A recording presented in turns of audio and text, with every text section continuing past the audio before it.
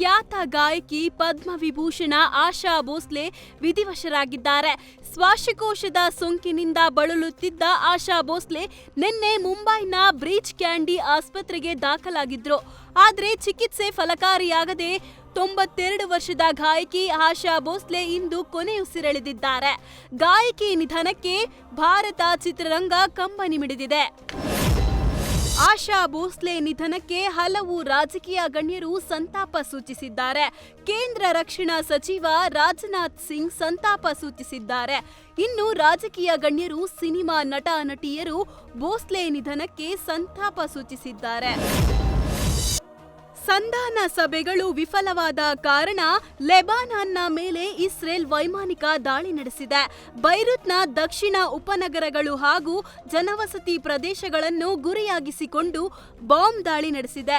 ದಾಳಿಯ ತೀವ್ರತೆಗೆ ಬೈರುತ್ ನಗರದಲ್ಲಿ ದಟ್ಟವಾದ ಹೊಗೆ ಮುಗಿಲೆತ್ತರಿಕೆ ಆವರಿಸಿಕೊಂಡು ಇಸ್ರೇಲ್ ಪಡೆಗಳು ಲೆಬನಾನ್ನ ರಾಕೆಟ್ ಲಾಂಚರ್ಗಳನ್ನು ನಾಶಪಡಿಸಿದೆ. ದಾವಣಗೆರೆ ದಕ್ಷಿಣ ಹಾಗೂ ಬಾಗಲಕೋಟೆ ಕ್ಷೇತ್ರಗಳ ಉಪಚುನಾವಣೆ ಮುಗಿದ ಬೆನ್ನಲ್ಲೇ ದೆಹಲಿಗೆ ದೌಡಾಯಿಸಲು ಕಾಂಗ್ರೆಸ್ನ ಹಿರಿಯ ಹಾಗೂ ಕಿರಿಯ ಶಾಸಕರು ಸಜ್ಜಾಗಿದ್ದಾರೆ. ಹೈಕಮಾಂಡ್ ಭೇಟಿಗೆ ಮುಂದಾಗಿರುವ 20ಕ್ಕೂ ಹೆಚ್ಚು ಕಾಂಗ್ರೆಸ್ ಶಾಸಕರು ಸಂಪುಟ ಪುನಾರಚನೆಗೆ ಒತ್ತಾಯಿಸಿ ಇಂದು ದೆಹಲಿಗೆ ಪ್ರಯಾಣ ಬೆಳೆಸಲಿದ್ದಾರೆ. ಹಾನಗಲ್ ಶಾಸಕ ಶ್ರೀನಿವಾಸ ಮಾನೆ ಸಚಿವ ಸ್ಥಾನದ ಆಸೆ ವ್ಯಕ್ತಪಡಿಸಿದ್ದಾರೆ. ಅಕ್ಕಿ ಆಲೂರಿನಲ್ಲಿ ಮಾತನಾಡಿದ ಅವರು, 2 ಬಾರಿ ಎಂಎಲ್ಸಿ, 2 ಬಾರಿ ಶಾಸಕನಾಗಿದ್ದೇನೆ. ಹಿರಿಯ ಶಾಸಕರು ಎಲ್ಲರೂ ಸೇರಿ ಬಜೆಟ್ ಮಂಡನೆ ವೇಳೆಯಲ್ಲಿ ಸಭೆ ನಡೆಸಲಾಗಿತ್ತು. ನಾನು ಕೂಡ ಸಚಿವ ಸ್ಥಾನ ಆಕಾಂಕ್ಷಿಯಾಗಿದ್ದೇನೆ. ಇವತ್ತು ಸಂಜೆ ಹಲವು ಶಾಸಕರು ದೆಹಲಿಗೆ ಹೋಗುತ್ತಿದ್ದಾರೆ. ನಾನು ಬೆಳಗ್ಗೆ ದೆಹಲಿಗೆ ಹೋಗುತ್ತೇನೆ. ನಾಳೆಯ ಎಲ್ಲ ಹಿರಿಯ ಶಾಸಕರು ದೆಹಲಿಯಲ್ಲಿ ಹೈಕಮಾಂಡ್ ಭೇಟಿ ನೀಡಿ ಒತ್ತಡ ಹಾಕುತ್ತೇವೆ ಎಂದಿದ್ದಾರೆ. ಕೆಪಿಸಿಸಿ ಅಲ್ಪಸಂಖ್ಯಾತ ವಿಭಾಗದ ಅಧ್ಯಕ್ಷ ಸ್ಥಾನಕ್ಕೆ ಅಬ್ದುಲ್ ಜಬ್ಬಾರ್ ರಾಜೀನಾಮೆ ನೀಡಿದ್ದು, ರಾಜೀನಾಮೆಯನ್ನ ಡಿಸಿಎಂ ಮತ್ತು ಕೆಪಿಸಿ ಅಧ್ಯಕ್ಷರೂ ಆಗಿರುವ ಡಿಸಿಎಂ ಡಿಕೆ ಶಿವಕುಮಾರ್ ಅಂಗೀಕರಿಸಿದ್ದಾರೆ. ಅಬ್ದುಲ್ ಜಬ್ಬಾರ್ ಅವರ ನೇತೃತ್ವದಲ್ಲಿ ರಚಿಸಲಾಗಿದ್ದ ಅಲ್ಪಸಂಖ್ಯಾತ ವಿಭಾಗದ ಸಮಿತಿಯನ್ನು ತಕ್ಷಣದಿಂದ ಜಾರಿಗೆ ಬರುವಂತೆ ವಿಸರ್ಜಿಸಲಾಗಿದೆ. ನೂತನ ಸಮಿತಿ ಶೀಘ್ರ ರಚನೆಗೆ ಕ್ರಮ ವಹಿಸಲಾಗಿದೆ ಎಂದು ಡಿಕೆ ಶಿವಕುಮಾರ್ ಮಾಧ್ಯಮ ಹೇಳಿಕೆ ಬಿಡುಗಡೆ ಮಾಡಿದ್ದಾರೆ. ಕಾಂಗ್ರೆಸ್ ಪಕ್ಷದಲ್ಲಿ ದಲಿತರಿಗೆ ಮಾತ್ರವಲ್ಲದೆ ಅಲ್ಪಸಂಖ್ಯಾತ ಸಮುದಾಯದ ನಾಯಕರಿಗೂ ಮನ್ನಣೆ ಸಿಗುತ್ತಿಲ್ಲ ಎಂಬ ಆರೋಪವನ್ನು ಬಿಜೆಪಿ ಈಗ ಚುನಾವಣಾ ಅಸ್ತ್ರವನ್ನಾಗಿ ಬಳಸಿಕೊಳ್ಳಲು ಮುಂದಾಗಿದೆ.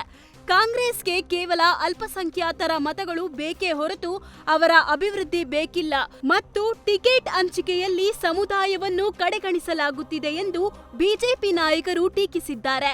ಕಾಂಗ್ರೆಸ್ ರಾಜೀನಾಮೆಯನ್ನ ಬಂಡವಾಳವಾಗಿಸಿಕೊಳ್ಳಲು ನಿರ್ಧರಿಸಿರುವ ಬಿಜೆಪಿ ಅಲ್ಪಸಂಖ್ಯಾತ ಮತದಾರರು ಹೆಚ್ಚಿರುವ ಕ್ಷೇತ್ರಗಳಲ್ಲಿ ಕಾಂಗ್ರೆಸ್ನ ಈ ಕಡೆಗಣನೆ ಬಗ್ಗೆ ವ್ಯಾಪಕ ಪ್ರಚಾರ ನಡೆಸಲು ಸಜ್ಜಾಗಿದೆ. ಮುಸ್ಲಿಂ ಸಮುದಾಯದಲ್ಲಿ ಜಟಾಪಟಿ ವಿಚಾರವಾಗಿ ಶಾಸಕ ರಿಜ್ವಾನ್ ಅರ್ಷಾದ್ ಪ್ರತಿಕ್ರಿಯೆ ಕೊಟ್ಟಿದ್ದಾರೆ. ಬೆಂಗಳೂರಿನಲ್ಲಿ ಮಾತನಾಡಿದ ಅವರು, ಅಬ್ದುಲ್ ಜಬ್ಬಾರ್ ರಾಜೀನಾಮೆ ಪತ್ರದಲ್ಲಿ 3ನೇ ತಾರೀಕು ಇದೆ. ಆದ್ರೆ ಕಾಂಗ್ರೆಸ್ಗೆ ಹಿನ್ನಡೆ ಆಗ್ಲಿ ಅಂತ ಆಗ್ಲೇ ರಾಜೀನಾಮೆ ಬರ್ದಿಟ್ಟುಕೊಂಡಿದ್ರೋ ಏನೋ ಗೊತ್ತಿಲ್ಲ. ಸಭೆಯಲ್ಲಿ ಅಲ್ಪಸಂಖ್ಯಾತರ ಚಾಂಪಿಯನ್ ಅಂತ ಅನಿಸಿಕೊಂಡವರು ಟಿಕೆಟ್ ಕೊಟ್ರೆ ಅಬ್ದುಲ್ ಜಬ್ಬಾರ್ಗೆ ಕೊಡಿ ಅಂದ್ರು ಎಂದು ಜಮೀರ್ ಹೆಸರೆಳೆದೆ ರಿಜ್ವಾನ್ ಅರ್ಷಾದ್ ವಾಗ್ದಾಳಿ ನಡೆಸಿದ್ರು. ತೆಲುಗಿನ ಖ್ಯಾತ ನಟ ರಾಮ್ ಚರಣ್, ಸಂಜಯ್ ಲೀಲಾ ಬನ್ಸಾಲಿ ಕಾಂಬಿನೇಷನ್ ನಲ್ಲಿ ಸಿನಿಮಾ ಸೆಟ್ ಇರೋದು ಬಹುತೇಕ ಕನ್ಫರ್ಮ್ ಆಗಿದೆ.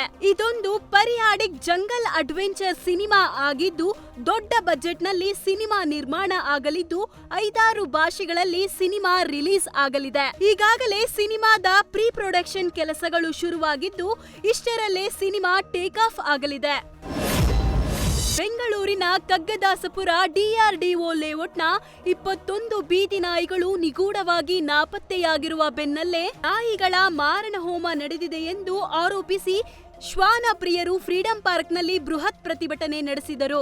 ಈ ಪ್ರತಿಭಟನೆಯಲ್ಲಿ ಪಾಲ್ಗೊಂಡಿದ್ದ ನಟಿ ರಮ್ಯಾ ಅವರು ಮೂಕ ಪ್ರಾಣಿಗಳ ಮೇಲಾಗುತ್ತಿರುವ ನಿರಂತರ ಹಿಂಸೆಯನ್ನು ಕಂಡು ಭಾವುಕರಾಗಿ ಕಣ್ಣೀರು ಹಾಕಿದರು. ಲೇಔಟ್ ನಿವಾಸಿಗಳು ಬೀದಿ ನಾಯಿಗಳನ್ನು ಬಲವಂತವಾಗಿ ಸ್ಥಳಾಂತರಿಸಿ ಕೊಲೆ ಮಾಡಲಾಗಿದೆ ಎಂದು ಗಂಭೀರವಾಗಿ ಆರೋಪಿಸಿದ್ದು, ಇದರ ವಿರುದ್ಧ ಈಗಾಗಲೇ ನ್ಯಾಯಾಲಯದ ಮೆಟ್ಟಿಲೇರಿದ್ದಾರೆ. ಪ್ರಾಣಿಗಳ ಸುರಕ್ಷತೆಗಾಗಿ ಆಗ್ರಹಿಸಿ ರಮ್ಯಾ ಇಂತಹ ಘಟನೆಗಳು ಮತ್ತೆ ಆಗದಂತೆ ಕಠಿಣ ಕ್ರಮ ಕೈಗೊಳ್ಳಲು ಒತ್ತಾಯಿಸಿದರು.